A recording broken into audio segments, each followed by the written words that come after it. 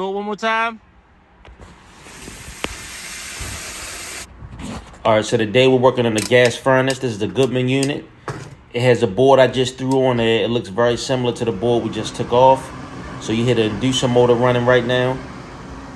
That's gonna take all our toxins out of the building, out of the house, wherever we're at. This is the sequence of operation, y'all. If y'all don't know, y'all can drop a comment. We can do a video about it. But we're gonna keep on moving right now. So our electronic igniter is lighting up. Once that lights up, our board is then gonna send 24 volts to our gas regulator. And once that gas regulator opens up, we're gonna get our flame.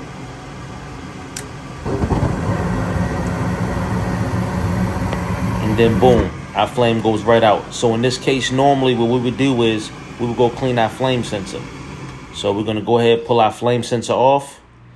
Find us some sandpaper or something. You can get this flame sensor off by using your nut driver. It normally sits right in the back over top of the flame. So go ahead, clean that off, put that back on. That should solve your problem when that's happening. So it lights back up, flame kicks back on, then boom, we're out again. So of course that's not our issue. So before we get started, y'all go ahead and hit that subscribe button, hit the like button, drop some comments. Good or bad, don't matter to me. But let's go ahead and keep pushing in the video. So this is the board that we just took off. It looks very similar, has all of the same plugs as the board that's on there now. So this is the board that I just installed. I'm gonna do a time-lapse video of me installing it. But if you can see that number, that 150-1841, it's different from this 150-1572. So we wanna make sure we get our model number, make sure we get the correct board for the equipment that we're working on. So I'm going ahead, time lapse, swap that board out. If you don't feel comfortable just disconnecting all of the wires and putting a new one on, take a picture, put everything back exactly where you took it off at. Get familiar with your wiring diagram. Sometimes you may run across a unit that somebody already played with. You got to go ahead and come in, be the superhero, and put it back together. But put that board back on, here nor there.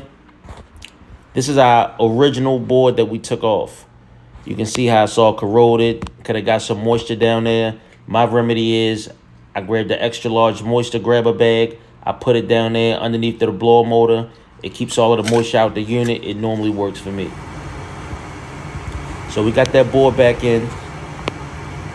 Sequence of operation is starting up. Inducer motor is turned on. Electronic igniter is lighting up. Our board is going to send that signal back to our gas valve once again.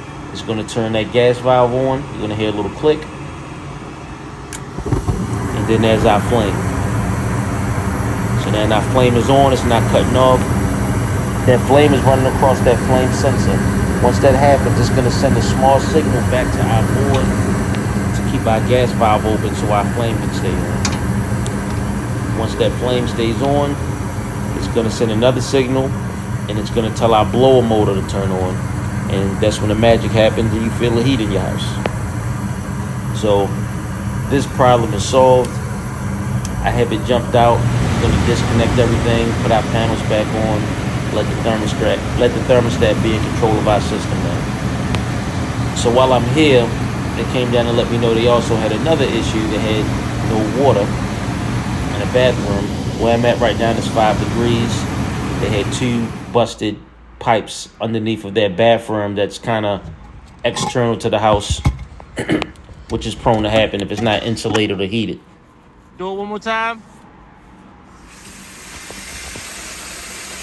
All right. Hit it.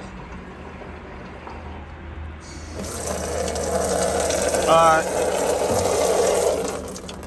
So I'm gonna get up in this little crawl space, put some cardboard down on the ground so my back is not directly in contact with the ground. Get all of my stuff, get my torch, get all of my tools I'm gonna need, put them up in this little cubby hole with me.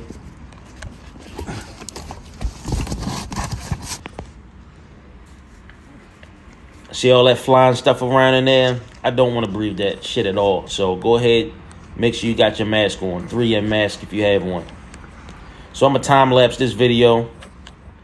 Go ahead, cut out the split section of pipe.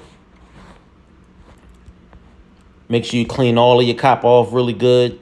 Clean it off real good, because we're soldering this on. Put some flux on it. If you guys want, I can do a video on brazing and silver solder. So once we get all of that sweated in, like I said, make sure that copper is clean. Make sure you put flux on it. You don't want to overheat it. Once we repeat that process to both sides, we're going to go ahead and let it sit for about 10 minutes. Clean up our mess. Don't put everything away in case we got to redo anything. But at this point, we're going to go ahead and crack our water on slowly. Go ahead and check for any leaks. Once we find out there's no leaks, it's a done deal. This process may take an hour. Make yourself $300-400, and boom. Catch y'all on the next video.